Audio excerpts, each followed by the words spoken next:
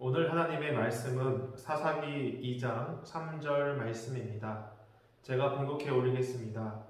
그러므로 내가 또 말하기를 내가 그들을 너희 앞에서 쫓아내지 아니하리니 그들이 너희 옆구리에 가시가 될 것이며 그들의 신들이 너희에게 올무가 되리라 하였노라. 아멘. 우리는 우리의 자녀들이 하나님을 예배하고 하나님을 경외하는 성숙한 그리스도인이 되기를 바랍니다. 그렇다면 무엇으로 우리 자녀들을 성숙한 그리스도인이 되도록 해야 할까요? 그것은 우리의 삶을 통해 보여주는 것입니다. 우리 부모님 세대와 또 집안의 어른들이 먼저 하나님 말씀에 순종하고 또 예배하는 가운데 우리의 자녀들을 신앙으로 가르칠 때 성숙한 그리스도인이 되게 하는 줄 믿습니다. 내가 말씀에 순종하는 모습, 내가 온전히 주님께 예배하는 모습을 우리 다음 세대들에게 보여주는 것입니다. 반대로 나에게서 하나님께 순종하지 못하는 이러한 모습을 보여주지 못한다면 우리의 자녀가 성숙한 그리스도인이 되기란 쉽지 않을 것입니다. 오늘 본문 사사기 2장은 말씀에 순종하지 않는 모습, 온전히 예배드리지 않는 모습을 보고 자란 이스라엘의 다음 세대가 어떻게 되는지 말씀해 주고 계십니다. 하나님은 이스라엘과 맺은 약속을 지키심으로 이스라엘을 풍요의 땅 가나안으로 들어가게 하셨습니다. 젖과 꿀이 흐르는 풍요의 땅, 이 가나안에 인도하신 하나님께서 이스라엘에게 명령한 것은 두 가지였습니다.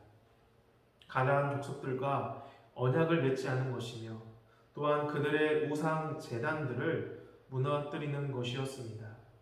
애굽에서, 광야에서 또 적군들로부터 구원해 주시고 약속한 땅으로 인도해 주신 하나님의 명령이라면 이들은 무조건적인 순종의 모습을 보여야 했습니다.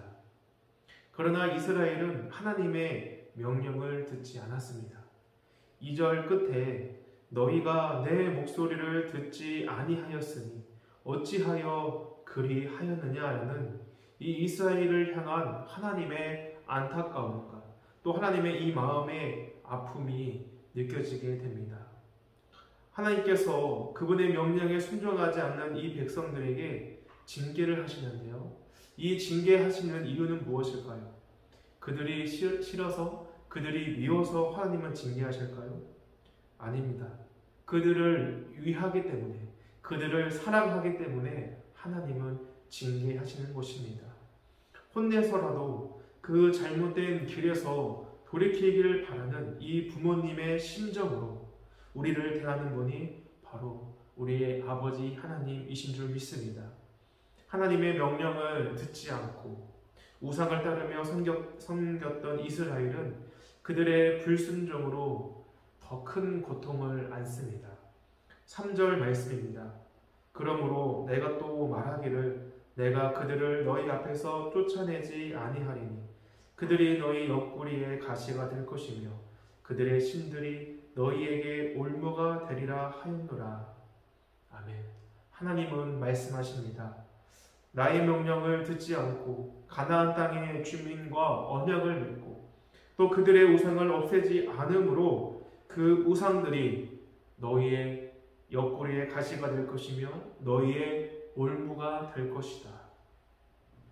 이스라엘 백성들이 가나안 신들을 생각할 때 이 가나안 신들이 자신들에게 행복과 유익을 가져다 줄 것 같았지만 결국 이방 신들은 이스라엘의 덫으로서 그들에게 고통을 안겨줄 뿐이었습니다.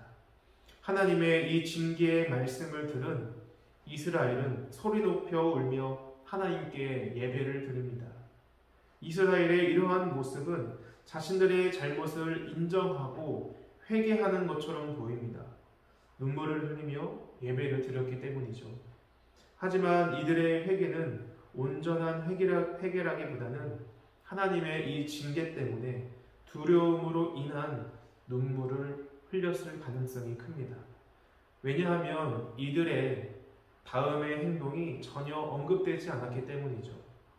가나안 이방 신들이나 신전을 없앴다는 이런 말씀이 없기 때문입니다. 또 하나 이들의 회개가 온전치 않았음은 이들의 자녀들을 통해서도 발견할 수 있습니다. 10절 말씀입니다.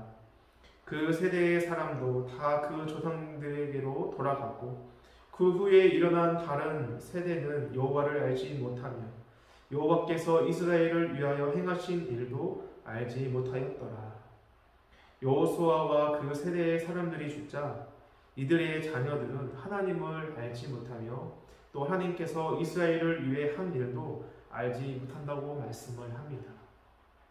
이것은 곧 4절과 5절에서 흘렸던 눈물과 예배가 온전치 못했음을 알리는 것입니다.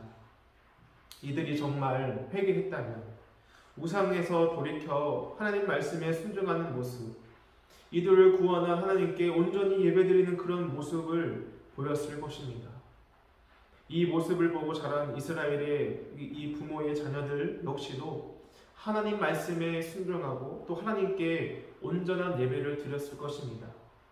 그러나 부모 세대가 이러한 모습을 보이지 않고 하나님을 어떻게 섬겨야 하는지에 대한 가르침이 없다 보니 자연스럽게 이 다음 세대들은 하나님을 섬기지도 않고 또 하나님이 어떠한 분인지도 몰랐던 것입니다.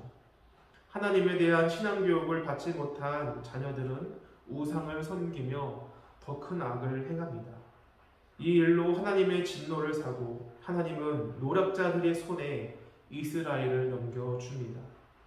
하나님이 그들과 함께 하시지 않으니 당연히 이 노략자들과의 싸움에서도 질 수밖에 없습니다.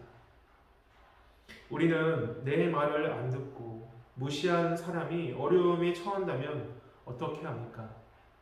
안쓰러운 마음은 조금은 들더라도 그 사람을 도와주고 싶은 마음은 들지 않죠. 하지만 하나님은 하나님이 택한 이 이스라엘의 백성들의 고통을 내버려 두지 않으십니다.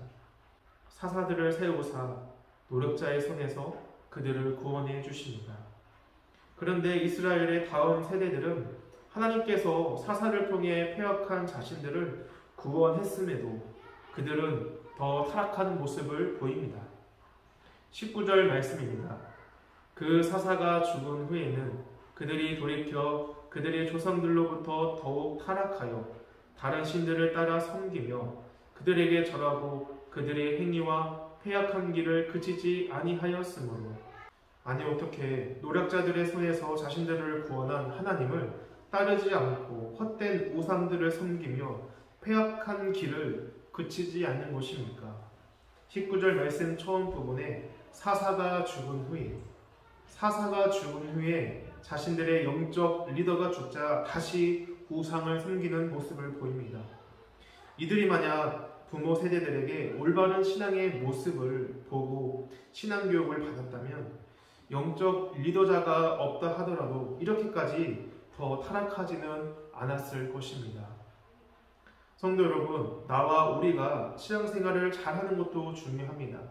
하지만 이보다 더 중요한 것은 우리의 신앙을 우리 다음 세대들에게도 전해줘야 하는 것입니다.